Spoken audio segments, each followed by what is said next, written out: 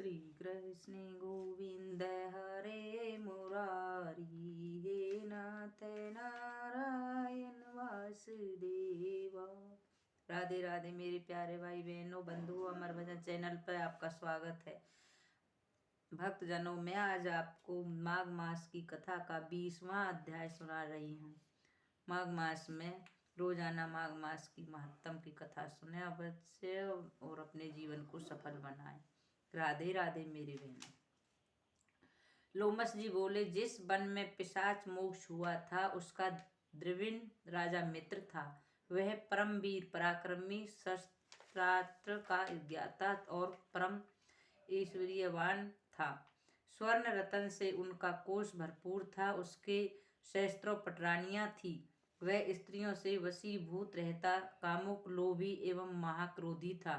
वह कभी धर्म मर्यादा का पालन नहीं करता था और सत्य वक्ता नहीं था। वह सदैव भगवान विष्णु की निंदा में तत्पर रहता, वैष्णव से द्वेष करता और विष्णु से द्रोह करता था। विष्णु भक्तों को यातनाएं देता, पाखंडियों का सम्मान करता, वेद कर्म दान धर्म सबका तिरस्कार करता था। वह पापी राजा निर्दयता से प्रजा पर शासन करता था। उस आचरण भ्रष्ट राजा के कारण समस्त प्रजा त्राही त्राही करती और उसके दंड को सहती।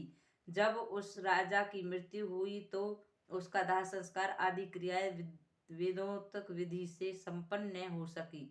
उसके पापाचार के कारण उसे यमदूतों ने आकर घेर लिया। वे उससे पीड़ा पहुंचाने के लिए अग्नि से दग्ध लोह कीलों से व्याप्त मार्ग द्वारा घसीटने लगे और उस मार्ग में भयानक अंगारों की भांति दहकते हुए शूल से असह्य पीड़ा होती थी। विशाल जबड़ों वाले श्रृंगाल एवं कुत्ते जहां मुंह पड़ता झपटा मारते और उसके द्वारा जो पीड़ा होती थी वह चीत्कारों से भी कई गुनी थी।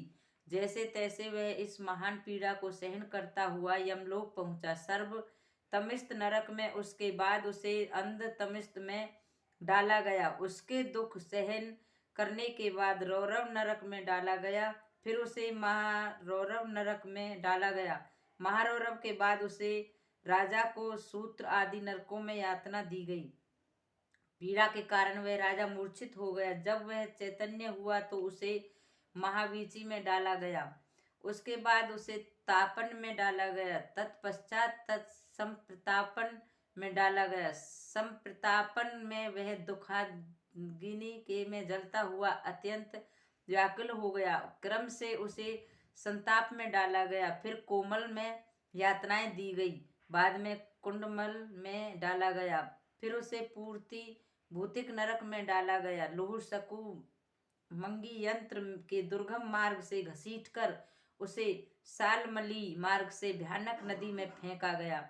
उसके बाद महाभयानक दुर्गम मार्ग में फिर छोड़ा गया। वहां से उस पापात्म को अति पत्रवन लोहो तारकादि नरकों में डाला गया। इस तरह वह पापी राजा भगवान विष्णु से द्वेष करने के कारण 21 युगों तक इसी प्रकार नरकों में पड़ा।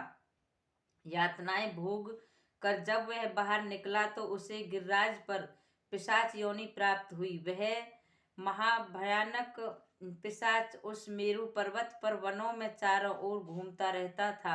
महान दुखों को भोगता हुआ वह पिशाच एक दिन दैवात भोजन और जल की तलाश करता उस वन में जा निकला जहां परम वैष्णव महात्म देवदूती का आश्रम था। थकान और भूख प्यास से व्याकुल होकर एक वृक्ष के नीचे गिर पड़ा और हाय मरा कहकर चिल्लाने लगा। 20वां अध्याय विश्राम लेता है। यदि आपको हमारी कथा अच्छी लगे तो इसे लाइक करें और कमेंट बॉक्स में राधे राधे ना लिखना भूलें। राधे राधे बहनों।